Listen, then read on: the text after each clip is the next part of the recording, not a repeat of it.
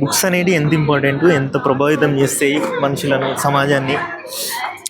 ఇప్పుడు మనం స్కూల్కి పోతాం, ఏదో ఒకటి నేర్చుకుంటాం లిమిటెడ్గా.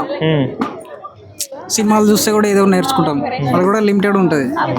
కానీ ఇట్లా పుస్తకాలు కూడా ఒకటి రాసింది చదివినాం అనుకో, చాలా డీప్ నాలెడ్జ్ ఇస్తాడు ఒక్కొక్క విషయం మీద. వాడు ఎవరైనా మస్తు తెలుస్తుంది.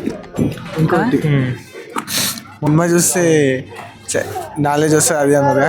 నాకు ఒక సినిమా చూస్తే చాలా నాలెడ్జ్ వచ్చింది, హరిహర వీరమల్లు.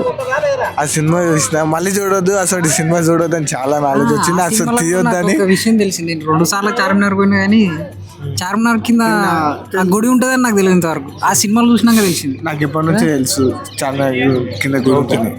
ఓకే ఎటైనా పోతుంది.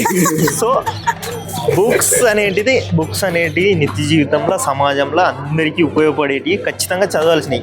సో అది వైఎస్ జగన్ పార్టీ వీడు ఫ్యాన్ అంటాడు. జగన్ పార్టీ, వీడు ఫ్యాన్కి ఫ్యాన్ రా. జగన్ అంటే జగన్ పవన్ అన్న, కళ్యాణ్ హరిహర వీరమల్లు అవన్నీ చెప్తుండు. జగన్ పార్టీ జగన్ అన్న.